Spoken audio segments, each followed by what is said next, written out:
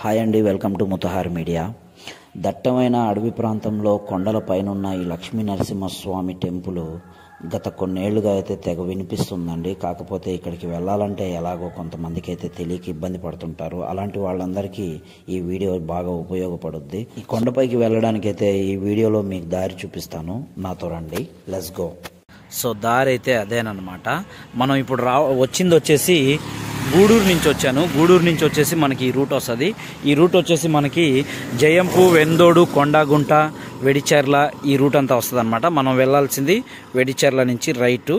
So ఈ place అయితే గుర్తుపెట్టుకోండి. అక్కడికి వెళ్ళిన తర్వాత, కొండపైకి వెళ్ళిన తర్వాత లక్ష్మీ నరసింహస్వామి టెంపుల్ ఎలా ఉందో అయితే మనం చూద్దాం.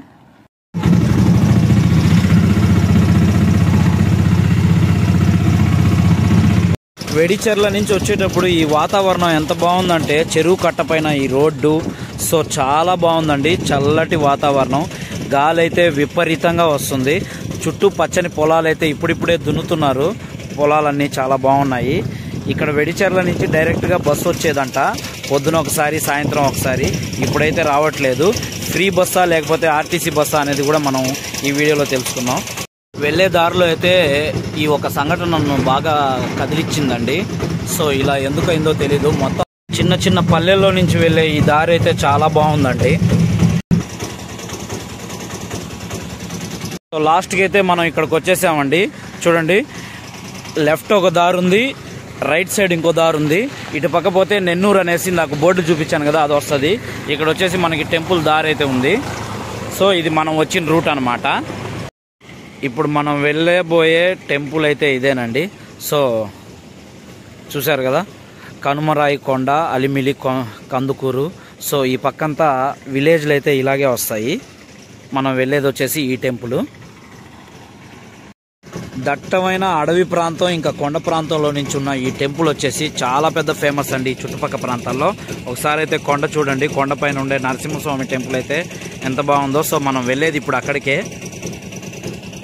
రోడ్ అయితే కొంచెం కష్టంగానే ఉంది. సో వచ్చేవాళ్ళు ఎవరైనా ఉంటే జాగ్రత్తగా చూసుకొని రండి. వర్షాకాలంలో అయితే మాత్రం ఈ రోడ్లో రావద్దు. సన్న చినుకులు పడ్డా ఈ రోడ్లో రావద్దు, చాలా డేంజరు. సో ఎటువంటి సేఫ్టీ అయితే లేదండి. ఫ్యామిలీతో వచ్చే వాళ్ళకైతే ఇబ్బంది. సో ఇక్కడ మనకి బోర్డు ఉందన్నమాట, ఆ రోడ్లో రావడమే. సో ఇక్కడ నుంచి మనకి మార్క్ అయితే ఈ పక్క ఉంది.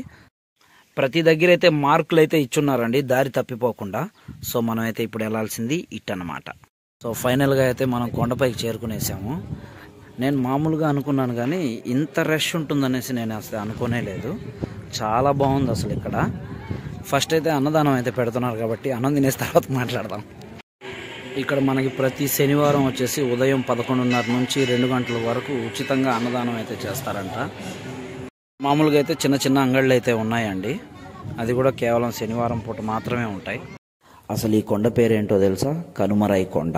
ఈ కొండకి ఈ పేరు ఎలా వచ్చింది అని మనకు తెలియకపోవచ్చు, కానీ మనకన్నా ముందు తరాల వాళ్ళకి ఏమైనా తెలిసేమోనని నేను ప్రతి ఒక్కరిని అయితే అడగడం అయితే స్టార్ట్ చేశానండి. కానీ ఎవరికీ తెలియదంట.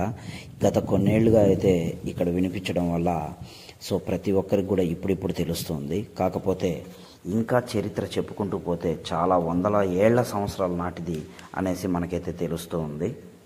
కొండపైకి నేను వచ్చే దారి కాకుండా ఇంకో దారి కూడా ఉందండి, ఆ దారి కూడా నేను చూపిస్తాను.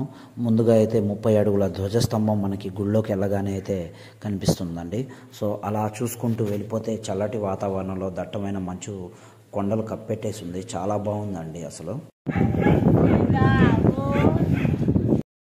మనం ఫస్ట్ గుడిలోకి రాగానే అయితే మన చుట్టూ అయితే ఒక రౌండ్ వేసుకుని రావాలండి. సో ప్రదక్షిణం చేసిన తర్వాత దర్శనానికి అయితే వెళ్ళాలి. సో ఇక్కడ మనకు వచ్చేసి అమ్మవారి టెంపుల్ అయితే ఉంది. ఇక్కడ మనకి కళ్యాణ కట్టలాగా ఉంది, కాకపోతే ఎప్పుడైతే ఓపెన్ చేస్తారో ఇదైతే తెలియదు మనకి. ఒకసారి అయితే టైమింగ్ కనుక్కుందాం. కళ్యాణ కట్ట టైమింగ్ వచ్చేసి ప్రతి శనివారం పొద్దున్నుంచి సాయంత్రం వరకు అయితే అక్కడే ఉంటారంట. సో వెళ్ళి ఎవరైనా సరే తలనీలాలు ఇవ్వచ్చు. ప్రతి పనిలోనూ ముందుండే వినాయక స్వామి టెంపుల్ అయితే కూడా ఇక్కడ ఉంది. ఇది మనకు ఫ్రీ బస్ అండి. సో గొల్లపల్లి దాకా అయితే డ్రాప్ చేస్తుంది ఇక్కడ నుంచి. సో గొల్లపల్లి నుంచి మనం వెంకటగిరి వెళ్ళే వాళ్ళు అయితే వెంకటగిరి వెళ్ళొచ్చు, లేదా గూడూరు వెళ్ళే వాళ్ళు గూడూరు వెళ్ళొచ్చు. సో రెండు వైపులు కూడా ఆటోలు బస్సులు అయితే అవైలబుల్లో ఉంటాయి అక్కడ. సో ఇక్కడ వచ్చేసి మనకి పొద్దున్న టైమింగు, మధ్యాహ్నం టైమింగు, సాయంత్రం టైమింగు ఉంటుంది. సో గుడి లోపలికి అయితే వచ్చేసాను. శ్రీ నరసింహ మహామంత్రం అంట. ఈ వీడియో మీకు నచ్చితే ఒక లైక్ చేయండి. కొత్తగా నా ఛానల్ ఎవరైనా చూస్తే సబ్స్క్రైబ్ చేయడం అయితే మర్చిపోవద్దు.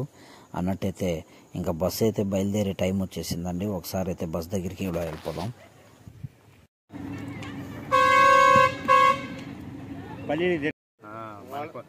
నాకు 55, మనం 5-6 ఏళ్ళ పిల్లకాయలప్పటికి రన్నింగ్.